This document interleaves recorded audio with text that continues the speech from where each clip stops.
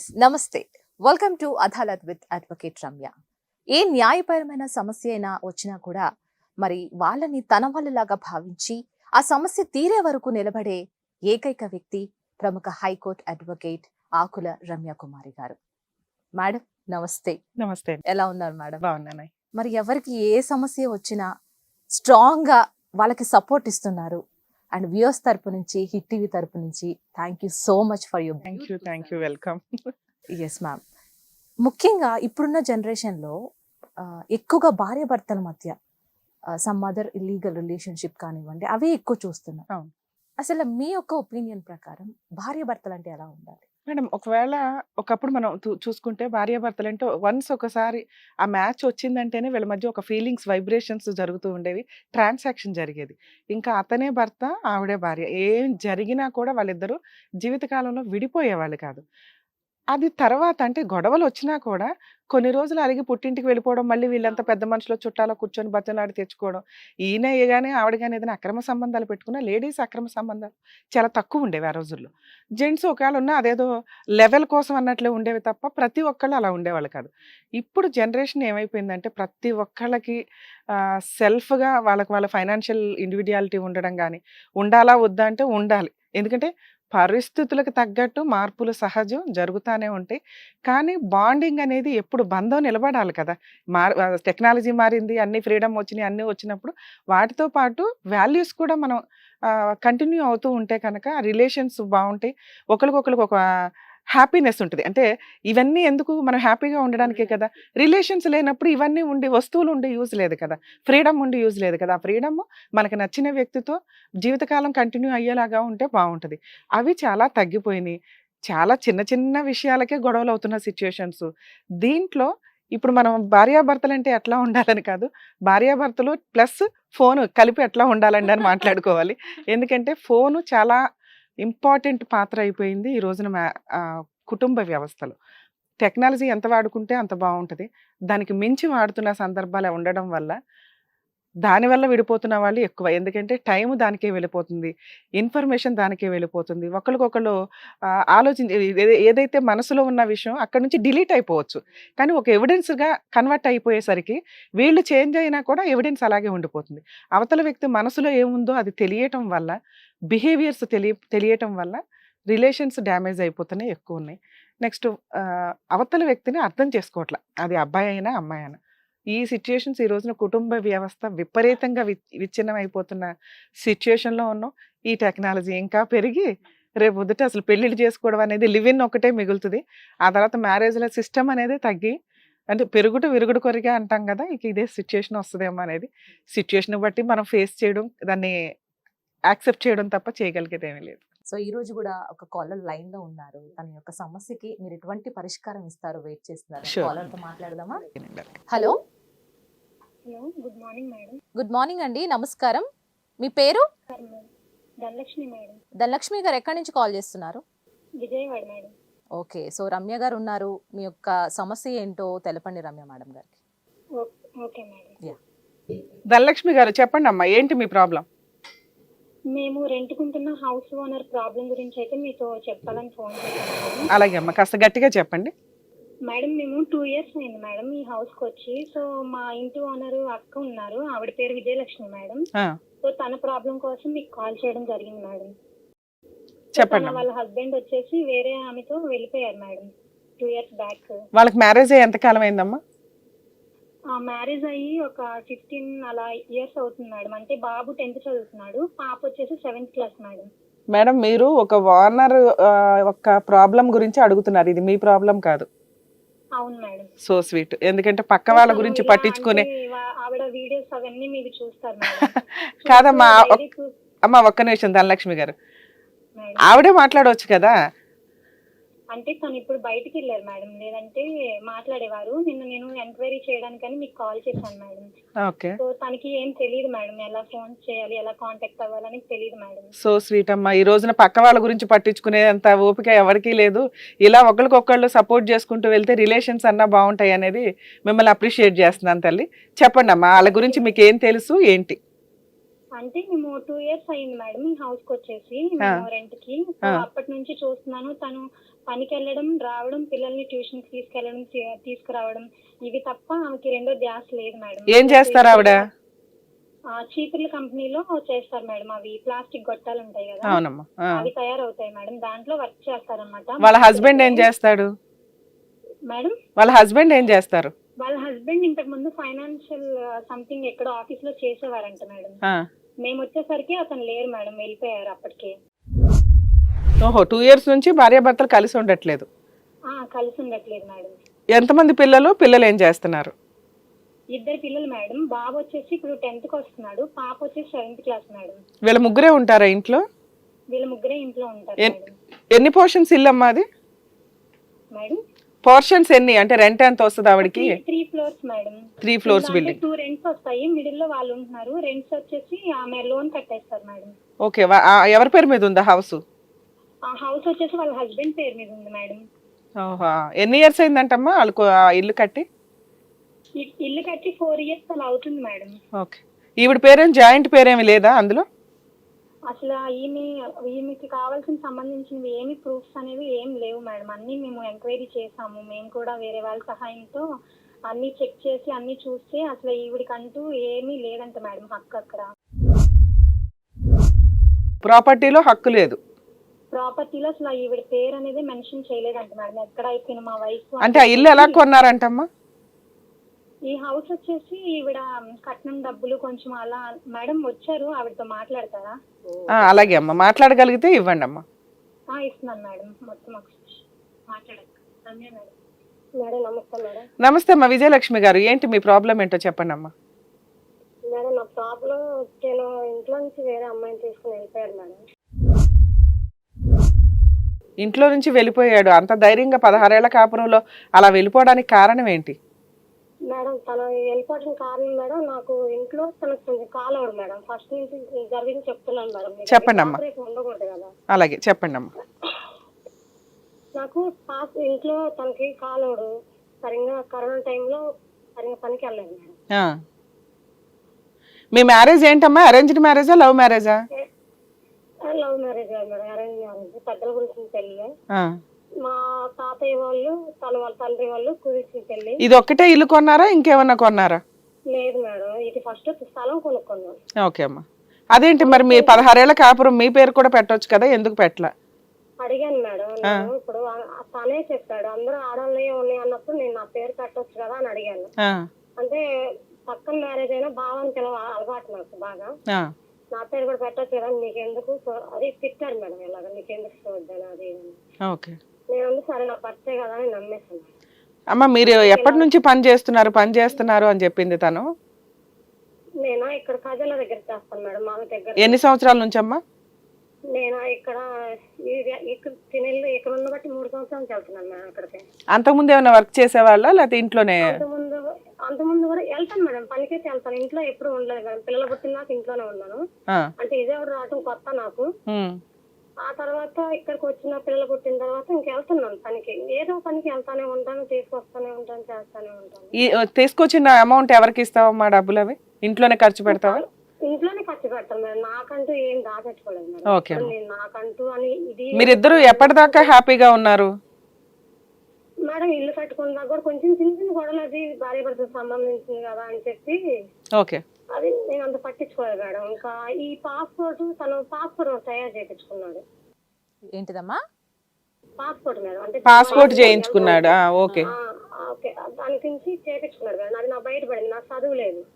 వేరే వాళ్ళని అడిగితే వాళ్ళు ఇలాగక్క ఇది ఇలా వెళ్ళేది, వేరే దేశాలు వెళ్ళడానికి పాస్పోర్ట్ రెడీ చేయించుకుంటున్నాడు. ఇలా చేయించుకున్నాడు అక్క. అది 2016లో చేయించింది మేడం. తను చెప్తే తెలుసు నాకు కూడా. ఇదేంటి ఇంత అసలు ఎలాగే ఎక్కడికి వెళ్ళాలని అన్న ఆలోచన నాకు ఇంకా రాలేదు. దాపెట్టేసింది నేను అలాగా. దాపెట్టి జరుగుతుండగా ఇంకా పిల్లల్ని అడుగుతున్నాడు. వెళ్ళిపోతున్నాడు, బయటకు వెళ్ళిపోతున్నాడు, వస్తున్నాడు, వెళ్ళిపోతున్నాడు, ఎక్కడికి వెళ్తున్నావు అంటే పండ్ల పని మీద వెళ్తున్నాను అది ఇదని చెప్పుకొస్తున్నాడు, చేస్తున్నాడు తప్పితే ఇక్కడికి వెళ్తున్నాను అని చెప్పట్లా. ఎన్ని ఇయర్స్ నుంచి ఇలా ఎన్ని సంవత్సరాల నుంచి అమ్మా?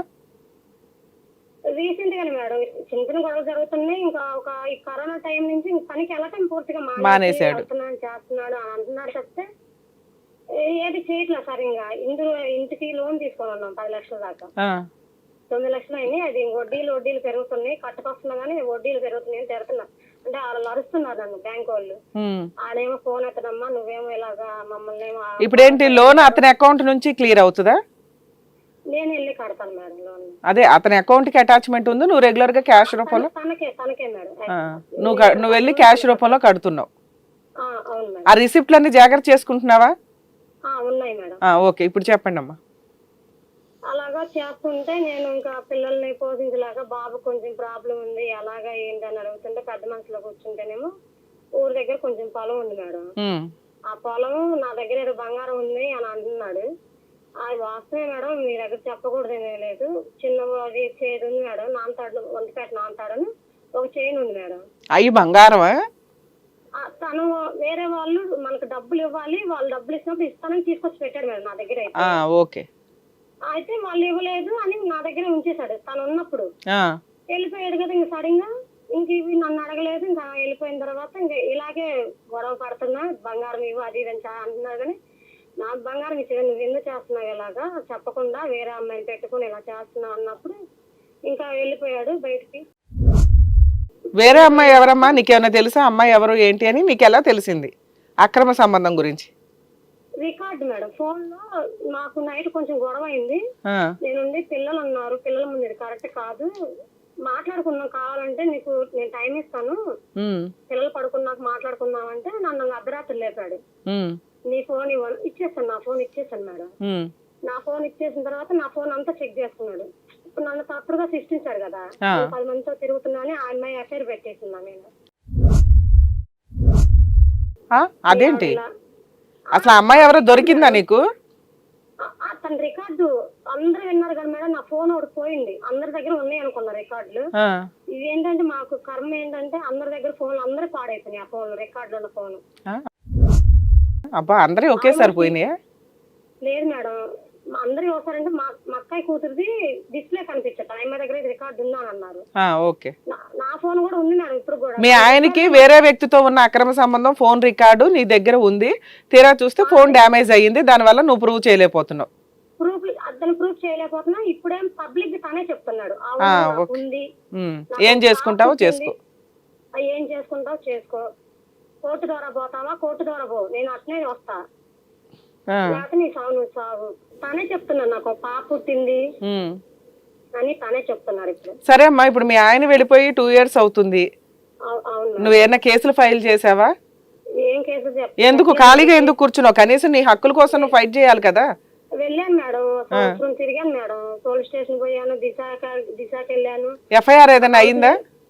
ఎఫ్ఐఆర్ ఏం చేయలేదు. వాళ్ళు ఏం చెప్తున్నారంటే మేడం, ఎందుకమ్మా 2 పిల్లలు ఉన్నారు, నువ్వు కేసు పెడతావు, కోర్టు చుట్టూ నువ్వు తిరగాలి, పిల్లలు తిరగాలి, నువ్వు పని పోతేనే జరిగిద్ది అంటున్నావు, ఈ ఎక్కడ పెట్టుకుంటావమ్మా, సరే చూడమ్మా మారతాడేమో అని చెప్తున్నారు మేడం. మారతం అంటే వస్తాడు, ఇప్పుడు నీ దగ్గర లేడు కదమ్మా, వస్తాడేమో అని చెప్తున్నారు. వస్తాడేమో చూడమ్మా, ఎన్నాళ్ళు పెట్టిద్ది ఉంచుకున్నది, కొన్నాళ్ళు పెట్టిద్ది, లేకపోతే ఒక ఇల్లుని చూసుంటుందేమో, ఆ ఇల్లు అనేది తనకి వెళ్లకుండా పట్టుకుంటుందమ్మా లోను అని చెప్తున్నారు. స్టేషన్ లో ఇయే చెప్తున్నారు. సరేలే మారతాడేమో అన్న ఒక ఆలోచనతోటి జరపొస్తుంది. అలాగే పనికి వెళ్తున్నా, పిల్లలు పోషించుకుంటున్నాను మేడం. ఇంకా ఇప్పుడేమో ఆల్మోస్ట్ ఏంటంటే నాకు పాప పుట్టింది, నాకు నువ్వు అసలు వద్దు, ఉంటే ఉండండి, నువ్వు నీ పిల్లలు నాకు అసలు వద్దు అంటున్నారు మేడం. సరే పిల్లల పేరు మీద రాసేసి నేను అన్నాను మేడం, నేను అప్పు చేసుకుంటాను, లోన్ ఇద్దరం తీర్చేసుకుందాము, ఆ ఊరి దగ్గర ఉన్నది కూడా అమ్మేసి లోన్ కట్టేద్దాం అన్నాను మేడం. అట్లా ఒప్పుకోవట్లేదు. ఊరి దగ్గరది ఆయనకు కావాలంట, బంగారం ఆయనకు కావాలంట, ఈ లోన్ 10 లక్షలు నేనే కట్టుకోవాలంట, ఇల్లు పిల్లల పేరు మీద రాస్తారంట మేడం. ఇల్లు ఎంత వాల్యూ చేస్తుందమ్మా? ఇది ఒక 50 చేయొచ్చు మేడం. 10 లక్షలు లోన్ కడితే చెరొక 20 లక్షల కింద పిల్లల పేరు మీద రాస్తాడు. అంతే మేడం. నాకంటే ఇప్పుడు నేను పుట్టింటి తరఫున అమ్మేశాను మేడం, నాకు ఒక 14 లక్షలు దాకా వచ్చినాయి. 12 లక్షలు నేను అప్పు తీర్చాను మేడం. నేను చేసింది ఇంటి మీద చేసింది మొత్తం నేను అప్పు తీర్చాను. ఏది ఇప్పుడు ఇంటి లోన్ కూడా క్లియర్ చేసేసావా? లోను బయట తీసిన అప్పులు మేడం, లోన్ తీర్చలేకపోయాను, బయట తీసుకొచ్చిన అప్పులు తీర్చేసాను. ఇప్పుడు నువ్వు పేమెంట్ చేస్తున్నది నీ పేరు రాస్తున్నారమ్మా? పలానా ఆవిడ ధనలక్ష్మి విజయలక్ష్మి కడుతుంది అని నా పేరే రాస్తున్నా. ఓకే అమ్మా, సరే ఇప్పుడు మీ డౌట్ ఏంటి, ఏం అడుగుదాం అనుకుంటున్నారు? మేడం నేను అనేది ఏంటంటే మేడం, ఇప్పుడు నేను పెట్టిన ఆస్తిలో నేను అడగట్లేదు మేడం. ఇప్పుడు నా హెల్త్ ప్రాబ్లం ఉంది, నేను నా గురించి కూడా నా పిల్లల భవిష్యత్తు ఏంటి, పిల్లోడికి ఇంకా 2 ఆపరేషన్ పడతాయి మేడం. ఆపరేషన్ అంటే ఎందుకు? ఆపరేషన్ బాబుకి కాళ్ళకి బోన్స్ పెరిగాయి మేడం. బోన్స్ తనకు తెలుసు మేడం, తనకు తెలుసు అన్ని, కానీ పట్టించుకోవడం ఇంట్లో ఏమి. ఎంత ఖర్చు అవుతుందమ్మా హాస్పిటల్ ఖర్చు సుమారుగా? హాస్పిటల్ ఖర్చు మేడం నేను బయట అడిగితే 2 లక్షలు 1.5 పట్టుకోమన్నారు మేడం. నేను ఏం చేయాలో నాకు అర్థం కాక నా తల్లిదండ్రులను అడిగితే గవర్నమెంట్ లో చేయించుకో, లేకపోతే వదిలేసాయి బాబుని. ఇదేంటమ్మా ఇది ఆరోగ్యశ్రీలోకి అట్లా రాదా? ఇంకా అన్నాక నేను ఏం చేయాలో అర్థం కాక కొద్దిగా మందిరానికి వెళ్తాం, కొద్దిగా ఇంక 2 సంవత్సరాల నుంచి అలవాటు అయ్యింది మేడం, చర్చికి వెళ్తాను. ఇంకా అలాగా ప్రార్థన చేసుకుంటున్నాగా కొద్దిగా వేరే ద్వారా ఈ హాస్పిటల్ తెలిసింది మేడం. ఎయిమ్స్ హాస్పిటల్ ఇక్కడ మంగళగిరి దగ్గర. అక్కడికి వెళ్ళంగానే దేవుని దయ వల్ల తను అన్నాడమ్మా, నువ్వు డబ్బులు కట్టొద్దు, ఫ్రీగా మేము ఆపరేషన్ చేస్తామమ్మా. సూపర్ అని అంటే బాబు కొంచెం ఫ్రీగానే ఆపరేషన్ అయింది మేడం. ఇంకా దాంట్లో స్క్రూ వేశాడు కాళ్ళకు లోపల, ఆ స్క్రూలు తీపియాలి. బాబు 2 చేతులకున్నాయి, ఇంకా అవి బాబుని అవన్నీ చూసి ఇంకా టైం పట్టిద్దమ్మా అంటున్నారు, కానీ అది కూడా పట్టించుకోవట్లేదు తను. అప్పుడు ఇవన్నీ కూడా నువ్వు ఒక్కదానివే చేసుకుంటున్నావు, పిల్లల్ని చూసుకోవడం గానీ, లోన్ కట్టడం గానీ, 1 రూపాయి కష్టపడి సంపాదించుకోవడం గానీ, ఇల్లు పోషించడం గానీ అన్ని నువ్వే చేసుకుంటున్నావు? అన్ని నేనే చేసుకుంటున్నాను మేడం. ఇలా చేసుకుంటున్నానని నన్ను ఒక వేరే ద్వారా అంటగట్టేస్తున్నారు మేడం. ఎవరు అంటగడుతున్నారు? తనే అంటున్నాడు, వాళ్ళ అన్నోళ్ళకి కూడా అదే చెప్తున్నాడు. అతను ఎక్కడ ఉంటున్నాడో నీకు తెలుసా అమ్మా? అడ్రస్ తెలియదు మేడం. అడ్రస్ చెప్పమంటే ఫోన్ చేసి, ఇప్పుడు నేను ఫోన్ చేసి ఎప్పుడు తర్వాత చేస్తాడు, ఎత్తాడు అనుకో, అడ్రస్ చెప్పమంటే చెప్పడం మేడం. నా అడ్రస్ తో నీకు పని. మరి ఇతను అన్పాపులర్ చేస్తున్నాడని నీకు ఎట్లా తెలుసు? 10 మందికి చెడుగా చెప్తున్నాడని వాళ్ళ అన్నోళ్ళు ఇప్పుడు వాళ్ళ అన్నోళ్ళు చెప్తున్నారు మేడం. వాళ్ళ అన్నోళ్ళు ఇక్కడ వాళ్ళ అక్క వాళ్ళ ద్వారా వీళ్ళ ద్వారా నీ దాకా చేరేస్తున్నారు, నీ గురించి ఇలా మాట్లాడుతున్నాడు అలా మాట్లాడుతున్నాడు అని. వాళ్ళు ఇలా చెప్తున్నారు, వాళ్ళ అన్న మా అన్నోళ్ళకి ఇలా చెబుతున్నాడు వాడు, వాళ్ళు కూడా అందుకే నీకు ఇప్పుడు వాళ్ళు సపోర్ట్ చేయట్లేదు అని వాళ్ళ అక్కయ్య నాతో మొన్న అన్నది మేడం. సరే అమ్మా, ఇప్పుడు నువ్వేం అడగాలనుకుంటున్నావు? నీ డౌట్స్ ఏంటో అడగమ్మా. మేడం నా డౌట్స్ ఏం లేదు మేడం. సరే ఇప్పుడు నాకు భర్త నాకు కావాలని, నాకు ఇప్పుడు కూడా నాకు అమ్మనే కోరుకుంటాను మేడం. ఏంటంటే రేపు సమాజంలో పిల్లలకు తండ్రి లేకపోతే ఎన్నంటారో తెలుసు. ఆ బాధని నా పిల్లలు పడకూడదని చెప్పి నా భర్త కావాలనుకున్నాను. తను గట్టిగా నేను రాను, ఏం చేసుకుంటావో అసలంటే ఇంకా బూతులు తిట్టేస్తున్నాడు. పోలీస్ స్టేషన్ పోయి అన్నట్టుగా మాట్లాడుతున్నాడు. అదే అమ్మా. అంటే నేనండి నాకేమో చదువు లేదు, మనకి పైన వాళ్ళు కొంచెం అమ్మాయి కొద్ది చదువు, నా అమ్మాయికి నా ప్రాబ్లం చెప్పినాక ఈ 4 నెలల నుంచి మీ ప్రోగ్రామ్స్ చూడటం కూడా, ప్రతి ప్రోగ్రామ్ చూస్తున్నాను. నేను దానా కొంచెం నాకు హెల్ప్ చేయమ్మా అంటే నేను ఒకటే అనుకుంటున్నాను మేడం. ఊరి దగ్గర కొద్ది పొలం ఉంది మేడం, వాళ్ళ అమ్మ వాళ్ళది ఇంటి స్థలం ఉంది మేడం. అది అమ్మేసి ఈ లోన్ కట్టేసుకుంటే నాకంటే నేను ఇంకేం అడగట్లేదు మేడం. ఇప్పుడు నేను పెట్టిన ఆస్తి కూడా నేను అడగట్లేదు, ఎందుకంటే నా పిల్లలకే వదిలేసుకున్నాను నేను. అమ్మేసి ఆ లోన్ ఎంత ఉంటే అంత కట్టేసి, కావాలి నేను ఎంత ఉన్నా సరే అది అమ్మేసి నాకు ఇంకా ఉంటుంది మేడం. నాకు తెలిసి తక్కువే వస్తుంది అది ఊరి దగ్గరది. ఇద్దరం కట్టేసుకొని తీర్చేసి పిల్లల పేరు మీద రాపిచ్చేసుకున్నాను, నాదైతే ఆలోచన మేడం. సరే రేపు పొద్దున పిల్లలు తీసుకొని వెళ్ళిపోతారు, మరి నువ్వు ఎక్కడ ఉంటావమ్మా? పిల్లల్ని ఎవరు తీసుకెళ్తారు మేడం? పిల్లలు పెద్దవాళ్ళు అయిపోయి పెళ్లిళ్ళు చేసుకుని వాళ్ళ ఆస్తి వాళ్ళకి కావాలని తీసుకెళ్లిపోతారు. మైనార్టీ తీరుగా నా పేరు మీద పెట్టిన అంటున్నాడు మేడం. సరే నేను చెప్తాను, ఒకసారి వినండి అమ్మా. నా పేరు మీద పెట్టిన అంటున్నారు, దీనికి ఏంటో మరి నాకు తెలియగానే పిల్లల పేరు మీద పెట్టేసుకోమంటున్నా నేనైతే. అదేనమ్మా నేను చెప్తాను, ఒకసారి వినండి, ఎలా చేస్తే బెటర్, ఏం చేస్తే బెటర్ అని. చెప్పండి మేడం. నువ్వు చేసిన మిస్టేక్ ఏంటంటే, ఎంత తిరుగుతున్నా గానీ నీ క్యారెక్టర్ దాకా విషయం వచ్చేసి నీ క్యారెక్టర్ తక్కువ చేసి మాట్లాడుతున్నా కూడా సొసైటీ కోసం నాకు భర్త ఉండాలండి అనుకుంటున్నావు చూసావా? అది భర్త ఎప్పుడైనా చెడిపోతే భర్తని బాగు చేసుకోవడానికి నువ్వు వాతలు పెట్టాలిగా. వదిలేసి హ్యాపీగా 2 years నుంచి తిరగమని వచ్చినా పర్వాలేదండి అంటే ఎట్లాగమ్మా? అర్థమవుతుందా? నువ్వు ఆ రోజే ఒక అమ్మాయిని తీసుకొని వెళ్ళిపోయినప్పుడు 2 పిల్లల్ని ఎవరు చూస్తారా, నన్ను ఎవరు చూస్తారు, నా సంపాదన అంతా ఇంటికి పెడితే నీ ఇష్టం వచ్చినట్టు నువ్వు గాలి తిరుగులు తిరిగితే ఎట్లాగాని నువ్వు అడగాలి కదా. అడగాలంటే ఏం చేయాలి? పోలీస్ స్టేషన్కి వెళ్ళి కంప్లైంట్ ఇవ్వాలి. మీలాగా అమాయకంగా వెళ్ళినప్పుడు చాలా సందర్భాల్లో పోలీసులు ఏమంటారంటే, పాపం ఎందుకు సింగిల్గా మిమ్మల్ని కోర్టుల చుట్టూ తిప్పడం అని, అమ్మ కోర్టుల చుట్టూ తిరిగితే సంవత్సరాల తరబడి కేసులు పడతాయి, నువ్వు ఏమో పని చేసుకోవాలి, కోర్టు చుట్టూ తిరగాలి, ఎలా అమ్మా అని అంటారమ్మా. ఇలా అనే వాళ్ళందరికీ ఒకసారి చెప్తున్నానండి, పోలీస్ స్టేషన్లోనే కాదు ఎక్కడైనా కానీ లీగల్ ప్రొసీడింగ్స్ అనేవి డిలేగానే నడుస్తాయి. అలా అని మన హక్కులు మనం వాడుకోకుండా మానేస్తామా? ఇప్పుడు నువ్వు ఆ హక్కులు వాడుకోకపోవడం వల్ల నీకు లీగాలిటీ అంటే న్యాయం జరగాల్సిన పరిస్థితులు వీక్ అయినాయి. 2, అతనికి స్వేచ్ఛ ఎక్కువ వచ్చేసింది. నువ్వు ఆ రోజే స్ట్రాంగ్గా కంప్లైంట్ ఇచ్చుంటే అతను భయం స్టార్ట్ అయ్యేది. నువ్వు అడుగుతున్న కండిషన్స్ తోటి నీకు సెటిల్మెంట్ జరిగేది. నువ్వేమీ అత్యాశతో అడగట్లేదు. నీకు సంబంధించి నువ్వు ఉన్న వాటిలో జాగ్రత్తగా అడుగుతున్నావు. నువ్వేమైనా అత్యాశగా అడిగితే అమ్మ నీ అత్యాశకి ఇంత సెటిల్మెంట్ అవ్వదులే అని చెప్పేదాన్ని. నువ్వు పర్ఫెక్ట్గా అడుగుతున్నావు. ఏంటి ఉన్నదేదో అమ్మేసి ఫిక్స్డ్ డిపాజిట్గా అదేదో లోన్ ఏదైతే ఉందో అది క్లియర్ చేసి పిల్లల పేరు మీద రిజిస్ట్రేషన్ చేయి, లేదా మా ముగ్గురు పేరు మీద రిజిస్ట్రేషన్ చేయి. నీ గాలి తిరుగులు నువ్వు ఎక్కడ తిరుగుతావో తిరుగు, నువ్వు ఇంకో దాన్ని చేసుకున్నాను అన్నావు అక్కడ చావు అని చెప్పాలా. అలా అతను చెయ్యాలి అంటే నీ ఫైటింగ్ నువ్వు చేసుకుంటూ వెళ్ళాలి. నువ్వు అతనికి వాతలు పెట్టకపోతే అతనికి ఎప్పుడు తెలుస్తుంది బాధ? నువ్వు పని చేసుకుంటున్నావు కాబట్టి సరిపోయింది. వినమ్మా, లాస్ట్లో మాట్లాడదు కానీ మళ్ళీ ఆ రోజే మీరు పోలీస్ స్టేషన్లో వాళ్ళు ఏదో సంవత్సరాల తరబడి జరుగుతాయి అని చెప్పి అన్నారని ఎప్పుడు ఆపకూడదమ్మా. సార్ సంవత్సరాలు కాదు మా జీవితమే పోయింది, ఇక్కడ 16 ఏళ్ల జీవితం. ఇలా చిటికేగానే అలా సెటిల్మెంట్లు అవ్వవుగా. నీ ప్రయత్నాలు నువ్వు చెయ్యాలి. నువ్వు ఆ రోజు పోలీస్ స్టేషన్ కేసు ఎఫ్ఐఆర్ చేసేసి ఉంటే నువ్వు గెలుస్తావా గెలవ్వా, 5 ఏళ్ళు నడుస్తుందా 10 ఏళ్ళు నడుస్తుందా అని కాదు. అతనికి లాయర్ ఖర్చులు కానీ కోర్టు చుట్టూ తిరగడం కానీ చాలా ఎక్కువ అవుతుంది. నీ ప్రాబ్లం ఎవరు సాల్వ్ చేస్తారు? ఇప్పుడంటే టీవీ షోలో వచ్చి ఏదో కూర్చొని మాట్లాడుతున్నారు. మీ ఇష్టం, మీ ప్రాసెస్ అంతా మీరు కోర్టు ద్వారా తేల్చుకోవాల్సిందే కదా. కోర్టులో టైం వేస్ట్ అవుతుందని లీగల్గా వెళ్ళకపోతే ఎవరికి లాసు? ఇప్పుడు అతని నెత్తి మీదకి కొమ్ములు వచ్చినాయి. ఏం చేసుకుంటావో చేసుకో. ఇప్పుడు నువ్వు బూతు మాట్లాడపోయావు. ఏది ఆయన మాట్లాడిన మాట, ఏం చేసుకుంటారో చేసుకోండి అని. ఏ పోలీస్ స్టేషన్ ఏం చేస్తుంది అని అడిగాడు. రేపొద్దు ఏ కోర్టు ఏం చేస్తుంది అంటాడు. ఆ తర్వాత నువ్వేం చేస్తావు అంటాడు. ఇదేగా ఆయనకు వచ్చేసింది. నువ్వు ఇప్పుడు ఆ మాత్రం కూర్చొని ఎందుకు మాట్లాడుతున్నావో తెలుసా? ఇల్లు ఉంది, ఈ ఇల్లు ఎవడో లాక్కోడు కదా, కనీసం మేము ఇంట్లో ఉండగలుగుతామని ఎదురు బయట రెంట కట్టే అమౌంట్ని నువ్వు వెళ్ళి లోన్ క్లియర్ చేస్తున్నావు అతనికి. ఆ ఇల్లు అతని పేరు మీద ఉన్న ఇల్లు నీకెందుకు వస్తుంది?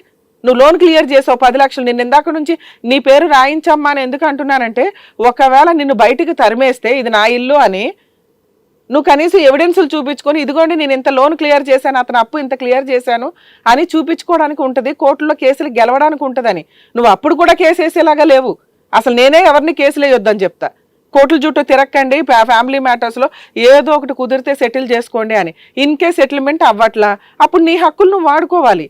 అతను సెటిల్మెంట్కి రావాలి అంటే అర్థమవుతుందా? సరే అయిపోయింది, ఎందుకంటే నువ్వు కోర్టుల చుట్టూ తిరగలేవు కాబట్టి వెయ్యలా, పోలీసులు ఇట్లా అన్నారు కాబట్టి వెయ్యలా. ఇప్పుడు ఏంటి?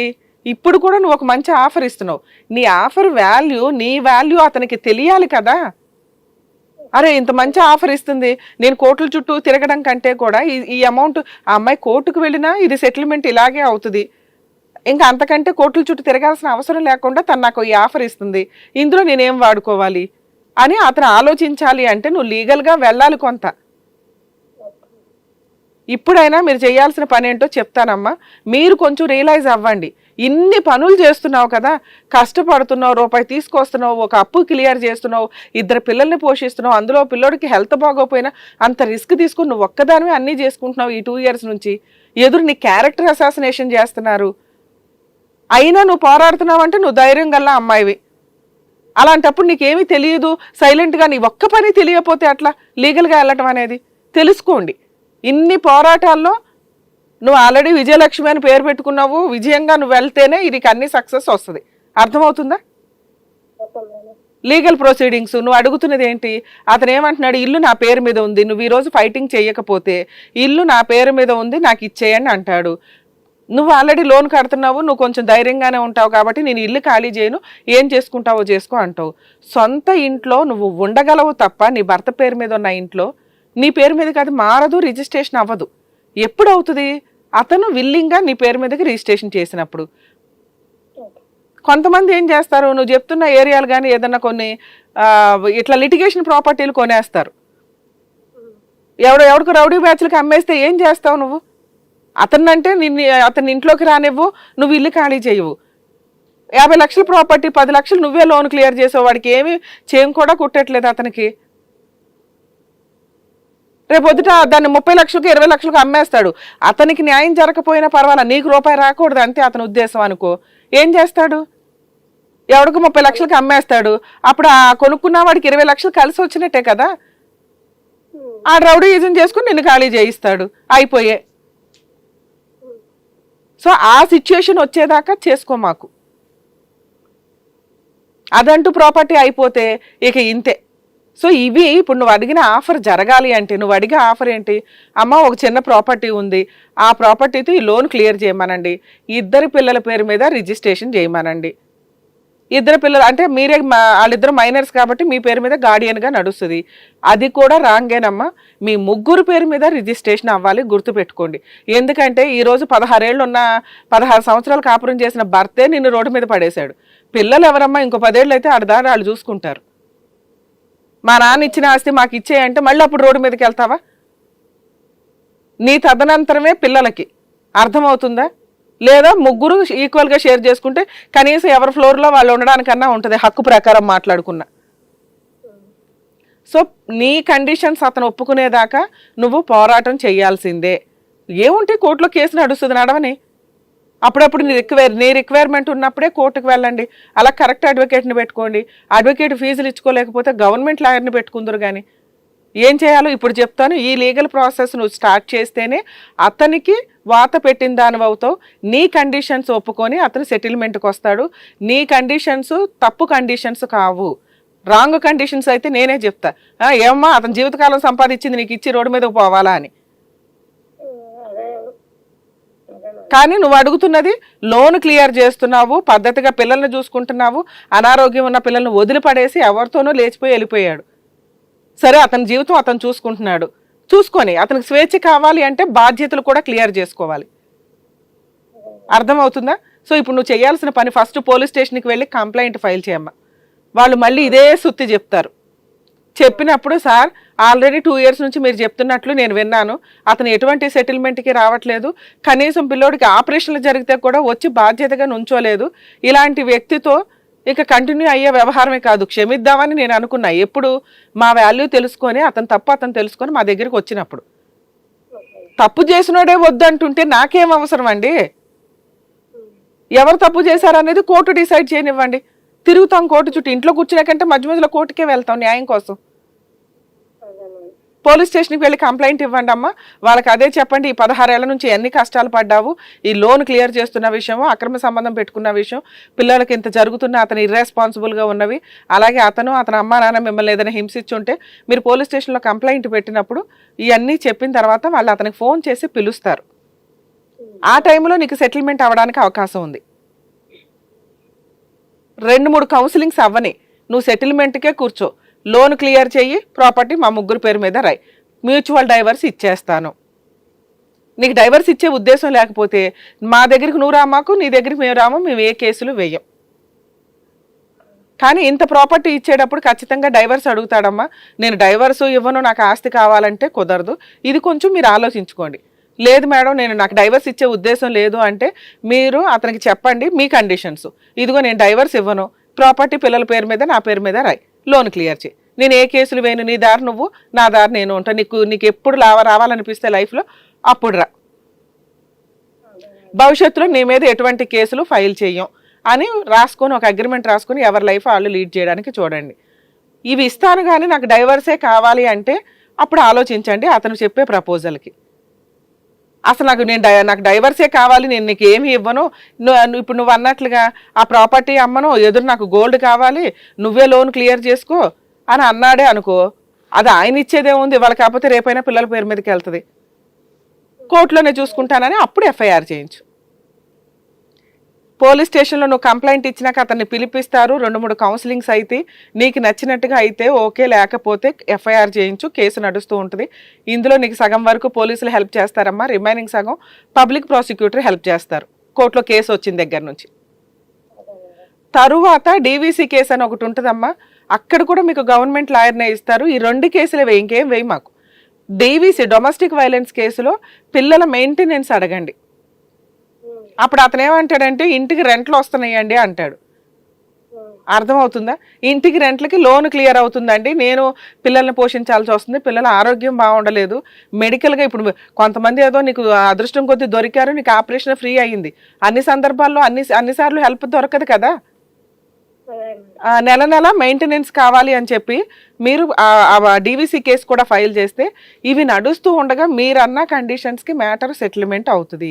అవ్వలేదా కనీసం ఇల్లు నువ్వు పిల్లలు ఉండడానికి పర్మనెంట్గా అట్లా ఒక డైరెక్షన్ ఇస్తారు, మిమ్మల్ని ఇంట్లో నుంచి ఖాళీ చేయనివ్వకుండా. నువ్వు అట్లా కోర్టులో కేసు వేసినప్పుడు ఎవరు కూడా అది కొనడానికి పనికిరాదు. మీ లాయర్ ఎవరైతే ఉంటారో వాళ్ళు ఇంజెక్షన్ ఆర్డర్ తీసుకుంటారు. ఇందాక నేను అన్నట్టు ఎవరో రౌడీ బ్యాచ్లు ఇవి తక్కువ రేట్లు కొనేయడం ఉండదు, ఉన్నంత వరకు నడుస్తూ ఉంటుంది.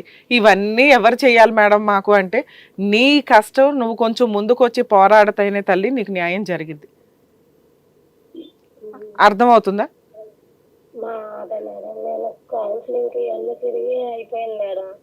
నువ్వు ప్రాపర్ వేలో వెళ్ళట్లేదమ్మా, నీకు తెలియక నువ్వు అక్కడే అలాగే వాళ్ళు ఏదో చెప్తున్నారు, నువ్వు తిరగలేక ఓపిక లేక వెనక్కి వచ్చేస్తున్నావు. ఇప్పుడు నీ విజయలక్ష్మి పక్కన అక్కడ ఎవరో ధనలక్ష్మి ఎవరో ఉన్నారు కదా, ఆవిడ సపోర్ట్ తీసుకోండి. ఆవిడ పాపం బాగానే మాట్లాడారు మీకోసం, ఆవిడ సపోర్ట్ తీసుకుని ఇప్పుడు నేను చెప్పినట్లు ట్రై చేయండి అమ్మా. మళ్ళీ ఏదైనా డౌట్ ఉన్నా ఒకసారి ఫోన్ చేయండి, నేను అందుబాటులో ఉంటాను మీకు. మేడం అక్కడికి ఏమైనా తెలియటానికి అక్కడ అసలు ఎట్లా అంటే మేడం అర్థం చెబుతున్నాడు మేడం, దేనికి అట్లా అది కూడా ట్రై చేస్తామమ్మా. ఒకసారి మీరు లీగల్గా వేస్తే మేము ఇక్కడ పిలిపించడానికి ఉంటుంది. మేము రావండి టీవీ షోలకి అన్నప్పుడు మళ్ళీ మీకు ఇబ్బంది అయిపోతుంది కదా. టీవీ షోకి వస్తే ఓకే, మేము ఇక్కడ పిలిపించి సెటిల్మెంట్ చేస్తాం.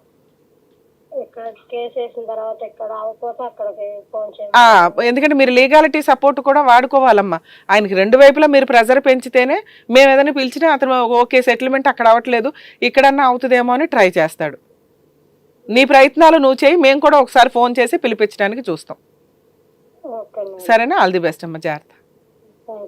సో విజయలక్ష్మి గారు విన్నారు కదా, మరి మైండ్ లో నోట్ చేసుకున్నారా, ఎక్కడైనా నోట్ చేసుకున్నారా లేదా? మరి మేడం ఏం చెప్పుని కరెక్ట్ గా విన్నారా లేదా?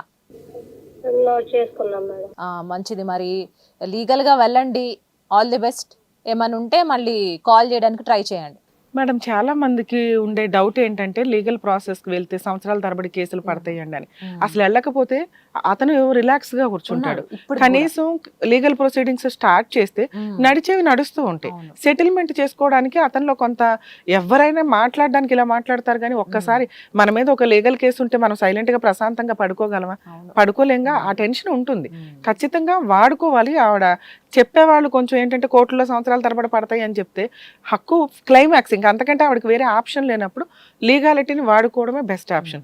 లీగాలిటీని వాడుకోవడానికి ముందు పెద్ద మనుషులు పంచాయతీలు కానీ ఇంకేదైనా రిలేటివ్స్తో కూర్చోబెట్టి అవుట్ ఆఫ్ కోర్ట్ సెటిల్మెంట్ చేసుకోవడానికి 100% ట్రై చేయాలి. ఇన్ కేస్ అది ఫెయిల్ అయితే లీగాలిటీ వాడుకోవాలి. డిలే అవుతుంది కదా అనుకుంటే ఎప్పటికీ న్యాయం జరగదు. చాలా కరెక్ట్ గా చెప్పారు ma'am. Thank you so much. So మీకు కూడా ఇట్లాంటి న్యాయపరమైన డౌట్స్ ఏమైనా ఉన్నా కూడా మరి స్క్రీన్ మీద కనిపిస్తున్న నెంబర్కి కాల్ చేయండి. మరో ఎపిసోడ్తో మళ్ళీ కలుద్దాం. చూస్తూనే ఉండండి హిట్ టీవీ.